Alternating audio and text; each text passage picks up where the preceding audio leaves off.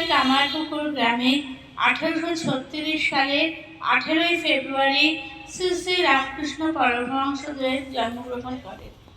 ওনার প্রকৃত নাম ছিল গদাধর চট্টোপাধ্যায়। পিতার নাম শ্রী ক্ষুদিরাম চট্টোপাধ্যায় এবং মাতার নাম চন্দ্রমণি দেবী। শ্রী শ্রী ঠাকুর 19 শতকে বাংলার একজন হিন্দু সাধক ও ধর্মীয় নেতা ছিলেন। তিনি ছিলেন একজন রহস্যবাদী এবং সত্যিকারের যোগী। খুব অল্প বয়স থেকে গদাধর ধর্মীয় এবং দৈনন্দিন ঘটনা থেকে আধ্যাত্মিক আনন্দ উপভোগ করতেন। তিনি 1859 সালে 23 বছর বয়সে মাত্র 5 বছর বয়সী সারদামণি মুখোপাধ্যায়কে বিবাহ করেন। তার গুরুর সংখ্যা ছিল অপরিসীম, যেমন তোতাপুরে ভৈরবী ব্রাহ্মণী প্রমুখ। 1865 সালে শ্রী শ্রী ঠাকুরের দাদা শ্রী রামকুমার চট্টোপাধ্যায়ের মৃত্যুর পরে ঠাকুর দক্ষিণেশ্বরের কালী মন্দিরের প্রধান পুরোহিত হন। 1886 সালে 16ই আগস্ট কলকাতার কাশীপুরের ক্যান্সার আক্রান্ত হয়ে ঠাকুর আমাদের ছেড়ে চলে যান।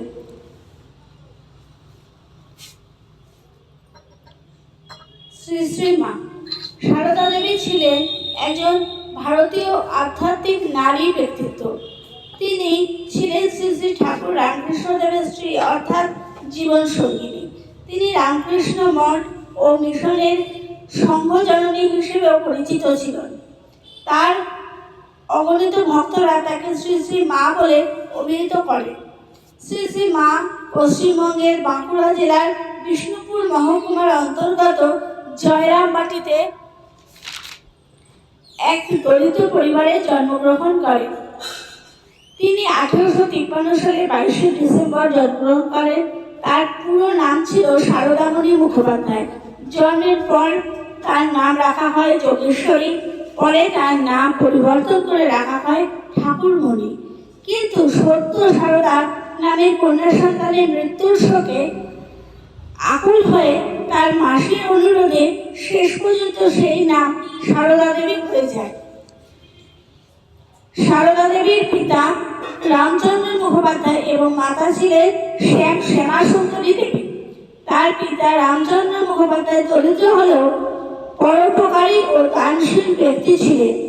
তিনি কৃষিকাজ ও পুরোহিত বৃত্তি করে জীবিকা নির্বাহ করতেন। মায়ের অক্ষর জ্ঞান হয়েছিল মাত্র তার 5 ভাইয়ের কাছ থেকে। বিদ্যালয়ের পাঠ্য বইয়ের প্রতি তার মনোযোগ ছিল না ঠিকই, কিন্তু গ্রামে অনুষ্ঠিত যাত্রা ও কথোপকথার মধ্যে থেকে তিনি পৌরাণিক শ্লোক শিখেছিলেন। পূজা পাঠের প্রতি ছিল তার অবাধ আকর্ষণ। তিনি ছেলেবেলায় খেলার ছলে লক্ষ্মী ও কালী মূর্তি করে পূজা করতেন। 1859 সালের মে মাসে সমস্ত নিয়মে মেনে মাত্র 5 বছর বয়সে 23 বছরে শ্রী শ্রী ঠাকুর রামকৃষ্ণ পরমহংস দেবের সঙ্গে তার বিয়ে হয়। শ্রী শ্রী মায়ের পুঁথিগত জ্ঞান খুব কম বেশি ছিল না, কিন্তু শ্রী শ্রী ঠাকুর রামকৃষ্ণ দেব তাকে আধ্যাত্মিক জীবনে যেমন প্রয়োজনীয় জপ ও ধ্যানের নির্দেশনা দেন। শ্রী শ্রী মা প্রতিদিন রাত 3টের সময় ঘুম থেকে উঠে সূর্যোদয়ের আগে গঙ্গা স্নান করতেন। শোনা যায় শ্রী শ্রী ঠাকুর রামকৃষ্ণের অবর্তমানে শ্রী মা ঠাকুরের আধ্যাত্মিক প্রচার কার্য চালিয়ে যান। শ্রী মাই হলেন ঠাকুরের প্রধান এবং প্রথম শিষ্যা। তিনি যখন 1872 সালে 23 জানুয়ারি দক্ষিণেশ্বরে এসেছিলেন, ঠাকুর ক্যান্সার আক্রান্ত। তখন শ্রীমা স্বামী ও শিষ্যদের জন্য নিজেই কাজ করতেন। 1886 সালের আগস্ট মাসে ঠাকুরের মৃত্যুর পর মা সকল বিধবার বেশ ধারণ করলেও ঠিক তখনই ঠাকুর শ্রী রামকৃষ্ণ বলেছিলেন, আমি মারা যাইনি, কেবল এক ঘর থেকে অন্য ঘরে গেছি। আমরা সবাই জানি শ্রী মায়ের প্রধান বাণী, কারোর দোষ দেখো না, দোষ দেখো নিজে। ঠাকুরের মৃত্যুর পরে ঠাকুরের কথা মতো মাকে নিয়ে আসা হয়েছিল কলকাতায়। সেখানে প্রায় 5 মাস রোগ যন্ত্রণা ভোগ করে 1920 সালের 30শে জুলাই কলকাতার উদ্বোধন ভবনে শ্রী মা মারা যান বা আমাদের ছেড়ে চলে যান।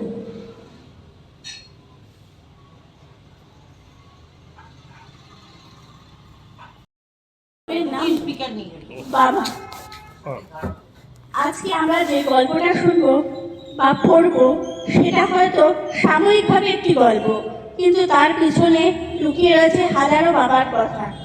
তাহলে শুরু করা যাক আজকের গল্প বাবা। 45-46 বছরের একটি ছেলে, তার নাম সুমন।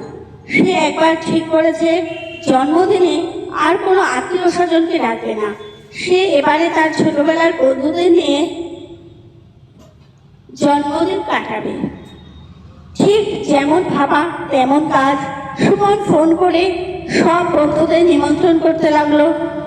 সবাই মোটামুটি আসতে রাজি হয়ে গেল, শুধু কমলেশ ছাড়া। সে বলল, দেখ ভাই, আমার তো চাকরি নেই, বেকার বসে আছি। আমি তো খুব গরিব, তাই তোর জন্মদিনে আমি যেতে পারবো না। কিন্তু সুমন নাছর বান্দা।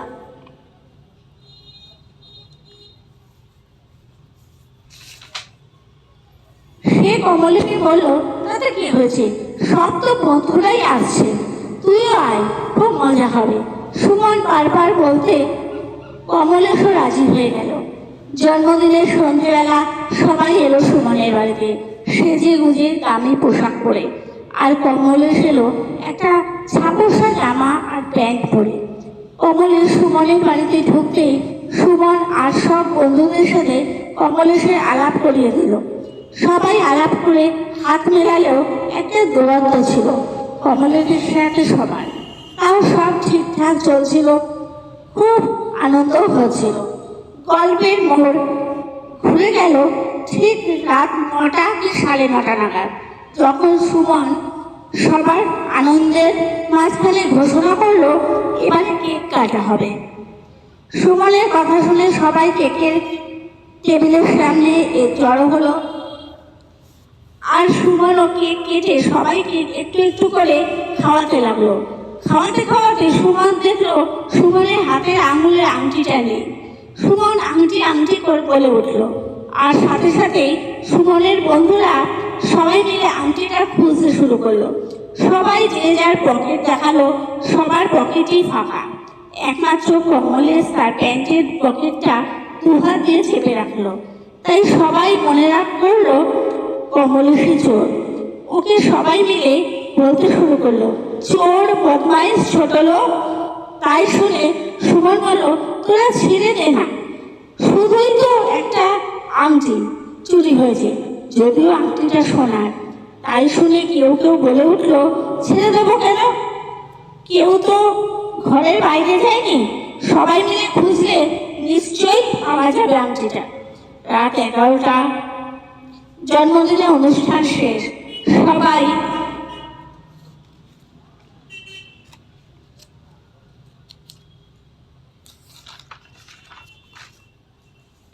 রাতের খাওয়া সেরে বাড়ি ফিরে গেছে। সুমনও নিজের ঘরে গিয়ে জামা প্যান্ট ছাড়তে গিয়ে দেখলো আংটিটা সুমনের জামার সাথেই আটকে আছে, হারায়নি। সারা রাত সুমন ঘুমাতে পারল না কমলেশকে অকারণে অপমানের জন্য। সকাল হতেই ছুটে গেল সুমন কমলেশের বাড়িতে। কমলেশের বাড়িতে গিয়ে নক করতেই কমলেশ হালকা করে দরজাটা খুলে দিল। আর দরজা খুলতেই সুমন কমলেশকে জড়িয়ে ধরে বলতে লাগলো, ভাই, কালকের জন্য আমি তোর কাছে ক্ষমা প্রার্থী। তুই কেন বললি না যে তুই চুরি করিসনি? ওরা শুধু শুধু তোকে যা খুশি তাই বললো। আর তুইও কেন ওদেরকে তোর পকেটটা দেখতে দিলি না? তুই তো চুরিটা করিসনি। কমলেশ তখন সুমনের কথার কোনো উত্তর না দিয়ে দরজাটা পুরো খুলে দিল আর বলল, ওই দেখ আমার ছেলে, ওর কঠিন অসুখ, কিন্তু আমি ওর চিকিৎসা করাতে পারি না টাকার জন্য। আর তুই যে আমায় প্রশ্ন করলি কেন আমি আমার পকেটটা ওদেরকে দেখতে দিইনি, আসলে আমি চুরি করেছিলাম। ঠিক কি জিনিস জানিস? দুটো মিষ্টি। আমি যখন বাড়ি থেকে বেরিয়েছিলাম তোর বাড়ি যাবার জন্য, তখন আমার ছেলে আমার হাত দুটো ধরে বলেছিল, বাবা অনেকদিন ধরে মিষ্টি খাইনি, আসার সময় আমার জন্য দুটো মিষ্টি নিয়ে আসবে। আমি ওর কথা ফেলতে পারিনি, তাই আর কি। সব শুনে সুমনের দু চোখ জলে ভরে উঠল। আসলে পৃথিবীর বেশিরভাগ বাবারাই তাদের সন্তানের কথা ফেলতে পারে না। পৃথিবীর সব সুখ একদিকে থাকে আর অন্যদিকে থাকে তাদের সন্তানের প্রধান।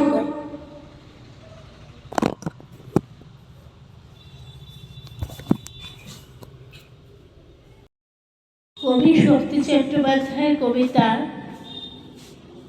ছিন্ন বিচ্ছিন্ন। তুমুল বৃষ্টিতে সব পাতা ভিজে গেল, একটাই শুকোতে হবে রোদ্দুর কোথায়, ভিজলে জড়াতে হবে অন্য কোথায়। মানুষ বৃষ্টিতে ভিজে শুকোতেও জানে, এই অন্য পাতা পত্র আর অন্য মানে। চট্টোপাধ্যায়ের কবিতা ভয় আমার পিছু নিয়েছে। জঙ্গলে গিয়েছো তুমি একা একা, জঙ্গলে যেও না। তুমি মানে তুমি, মানে তুমি, ফুল বৃদ্ধ গুহে তুমি। জঙ্গলে গিয়েছো একা, হারিয়েছো পথ, সর্বস্ব হারিয়ে কোনো অন্নপূর্ণা গাছ ধরে জড়িয়ে কেঁদেছো। পাতা চেয়ে, ফুল চেয়ে, রস আঠা চেয়ে দাঁড়িয়েছো। ঠাই গাছ যেভাবে দাঁড়িয়ে আছে বহুদিন ধরে, একা তার আরশি হয়ে, পাড়া চাটা আরশি হয়ে, সিঁথির সিঁদুর হয়ে, পাড় আলতা হয়ে। আর দাঁড়িয়েছো কিনা নিজেও জানো না। জানো বহু দাবি করে, দাবি রক্ত, অসম্মান তুলোধনা, পিচ সুরায় বাঁধা, রগ্ন তালা মাখা দাবি, তার বহুবিধ দাবি।